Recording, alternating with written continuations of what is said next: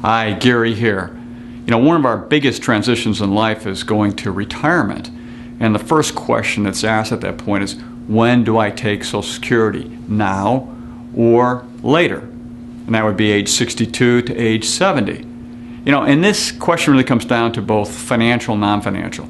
Financially, it's a matter of looking to see, well, do you need the cash flow now at age 62 or whenever it is you're retiring? That's the key, most important one. Now, you can do that by going through and looking at a projection of your balance sheet, your cash flow, and taxes to see if it really needs to be put in there as soon as possible, or possibly have it held off to later.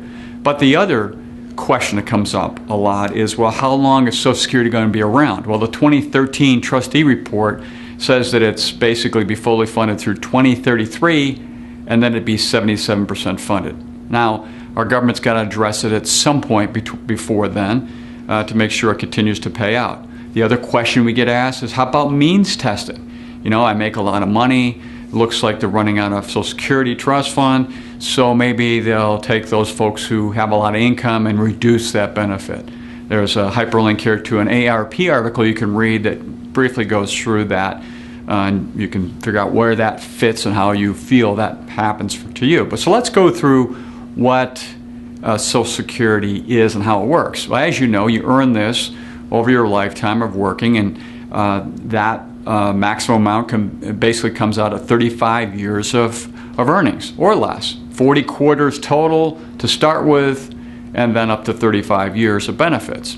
Now, you can go to ssa.gov and go in and set up an account for your Social Security. Used to be up till 2011, you got a paper statement 3 months before your birthday. They don't do that anymore. Now, you can go on sss.gov. It only takes about 5 minutes to set it up, and it will give you really 4 things. It's going to give you what your benefit is at 62, at normal retirement, which right now for most folks is age 66 up to age 67, and finally at age 70. And then the fourth item is it'll give you an earnings history, because if there's something wrong with your earnings, you can go in there to Social Security and get it changed to what it should be. So it gives you all of that.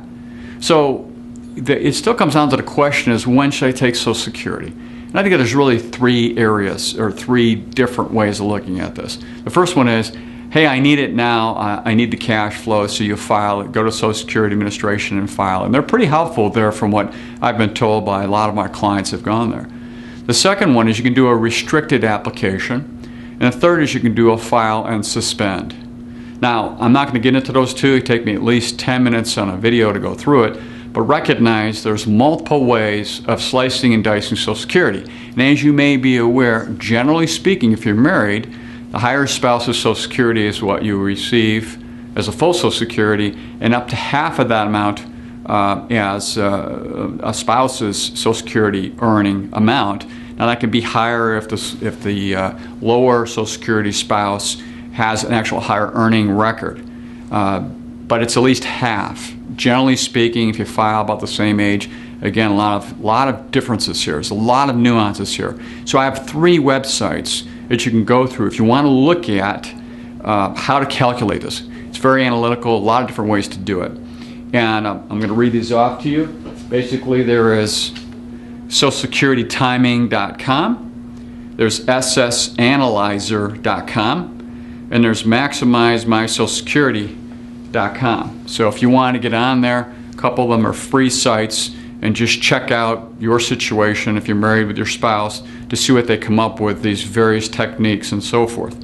Now, quite frankly, that might be difficult for you to do, and if you're looking for help, I would say, number 1, call your accountant or attorney or financial advisor, your most trusted advisor, sit down with him or her and walk through this so you make really good decisions about how to file for Social Security. It's very important because you can get some really good benefits. You want to get the full use of benefits by doing that correctly, and that's the most important factor.